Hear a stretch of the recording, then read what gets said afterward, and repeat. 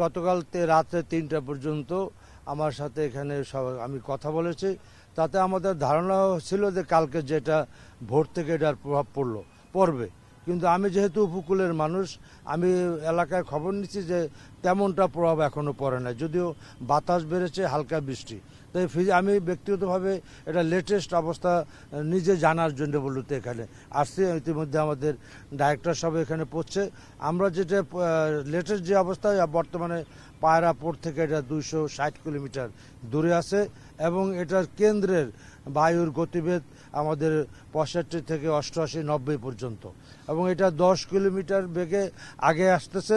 হয়তো আমরা আমাদের দুপুরের পর থেকে এটার প্রভাব শুরু করবে, আগামী আজকে মধ্যরাত্রে এটা হিট করবে। সুতরাং এটা কোনোভাবেই দুর্বল হয় নাই, আগের মতো আছে, বরং সূর্য আলোতে এটা আরও বেশি শক্তিশালী হওয়ার সম্ভাবনা রয়েছে। এবং যখন এটা অতিক্রম করবে তখন এটার বায়ুর গতিবেগ থেকে 110 থেকে 130 কিলোমিটার। আরেকটা জিনিস যা আমাদের ভয়ের কারণ রয়েছে যে এই ঝড়ের সাথে প্রচুর বৃষ্টিপাতের হওয়ার সম্ভাবনা। প্রায় 24 ঘন্টা যখন শুরু হবে 300 মিলিমিটার বৃষ্টি হওয়ার সম্ভাবনা। সেহেতু আমরা পাহাড়ি অঞ্চলগুলিতে আমাদের ভূমিধসের সম্ভাবনা রয়েছে, এবং শহর যে সিটি কর্পোরেশন, আপনার বিভিন্ন পৌরসভাগুলি জলবদ্ধতা হওয়ার সম্ভাবনা রয়েছে, এবং প্রচুর বৃষ্টিপাতের জন্য মানুষের দুর্বিষহ একটা পরিস্থিতি হওয়ার সম্ভাবনা রয়েছে। সুতরাং এটার একটা দিক। তবে কম বেশি এই সাইক্লোনটা একদম সাতক্ষীরা থেকে কক্সবাজার পর্যন্ত পুরো এলাকাটাই কম বেশি অ্যাফেক্টেড হবে। তবে মূলত এটা পায়রাপোর, খেপুপাড়া ওই এলাকাকে টার্গেট করে আগাচ্ছে। আমরা গতকাল যেহেতু রাত্রেবেলা যে প্রভাবটা হওয়ার কথা ঝড়ের, সেই প্রভাবটা না থাকার কারণে আমরা বেশিরভাগ মানুষকে আশ্রয় কেন্দ্রে আসে নাই। তবে আমরা যেটুকু ইনফরমেশন আছে, প্রায় 50% লোক গতকালকে আশ্রয় আসছে। তবে আমি আহ্বান জানাবো যে আপনারা যে গতিবেগ কমার কারণে একটু প্রভাব এই মুহূর্তে কম দেখার কারণে আপনারা কিন্তু ফ্রাস্ট্রেট হবেন না, কারণ আপনাদের এটা একটা ঝড়ের একটা স্বাভাবিক নিয়মে এটা গতিটা অগ্রসরমানের গতিটা একটু কম ছিল। তবে এটা যে কোনো মুহূর্তে বেড়ে যেতে পারে, এবং আবহাওয়া গতকালকের চেয়ে আজকে এটাকে আরও ইন্টেন্সিফাই হওয়ার সম্ভাবনা আছে, কারণ দিনের আলোতে এটার শক্তি বাড়ে। সুতরাং এটা কোনোভাবেই দুর্বল হয় নাই, এবং এটা সঠিকভাবেই আমাদের সেই খেপুপাড়াকে টার্গেট করে আগাচ্ছে, এবং এটা সাতক্ষীরা থেকে কক্সবাজার পুরো এলাকাটা এটা এফেক্টেড হবে, এতে কোনো সন্দেহ নাই। এই জন্য আমি সবাইকে বলবো যে কোনোভাবেই আপনারা বাসায় থাকার কোনো সুযোগ নাই।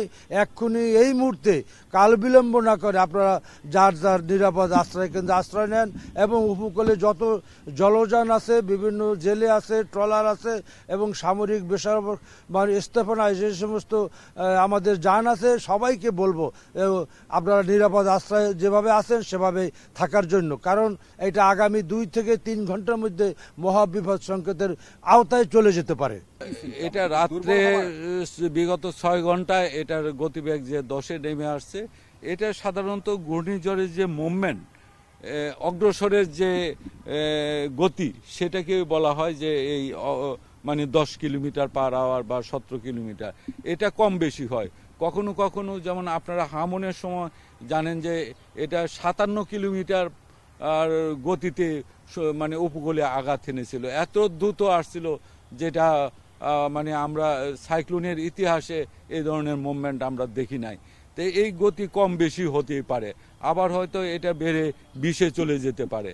এটা সাইক্লোন গতি যখন স্লো হয়ে যায় তখন একটা সিমটম যেটা আমরা পাই, সাইক্লোনের শক্তি অর্জনের একটা পথ তৈরি হয় এই সমস্ত ক্ষেত্রে। আর যদি ফাস্টার মুভমেন্ট করে, সেই ক্ষেত্রে সে দ্রুততার সাথে যখন মুভমেন্ট করে তখন এনার্জি গেইনটা কম হয়, সেই ক্ষেত্রে শক্তি অর্জনের ক্ষমতাটা তত থাকে না। এটাই হলো মূলত গতি স্লো এবং গতি বাড়ার মধ্যে একটা সিমটম। তার মানে সে আরো গতি তার শক্তি সঞ্চয় করার জন্য। এবং আজকের দিনে স্যার যেটি বলেছেন যে আগামী 3 ঘন্টার মধ্যে এটি শক্তিশালী হয়ে প্রবল ঘূর্ণিঝড় হতে পারে, এবং সেই ক্ষেত্রে প্রবল ঘূর্ণিঝড় হওয়ার মাত্রই আমরা সিগন্যাল মহাবিপদ সংকেতে চলে যাওয়ার সম্ভাবনা আছে এক্ষেত্রে। হ্যাঁ, অগ্রভাগের প্রভাব যেটি স্যার বলেছেন, যে আমরা গতকালকে বলেছিলাম যে আজকে সকাল থেকেই এটি আঘাত হানার, অগ্রভাগের প্রভাব পড়া উপকূলে শুরু করবে।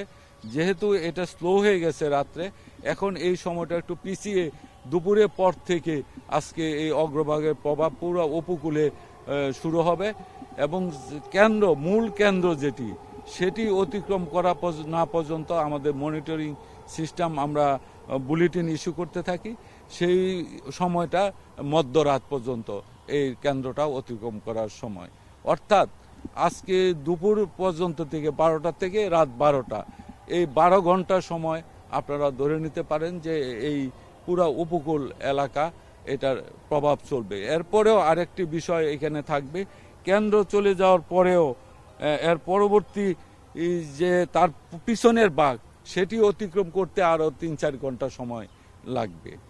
পিছনেও তার বডি রয়ে গেছে কেন্দ্র ওঠার পরে, কারণ একটা সাইক্লোন হলো গোল বডির কেন্দ্র যখন উঠবে সম্মুখবার বিকাল থেকে শুরু হবে, কেন্দ্র উঠবে মধ্যরাতে, তার পিছন অংশটা শুরু হবে আরো রাত 3টা-4টা পর্যন্ত চলতে থাকবে। ঘূর্ণিঝড়টার কেন্দ্রীয় ব্যাসার্ধ কত? ঘূর্ণিঝড়ের কেন্দ্রের ব্যাসার্ধ এখানে যে সাইক্লোনটা আছে বর্তমানে 40 কিলোমিটার কেন্দ্রের ব্যাসার্ধ।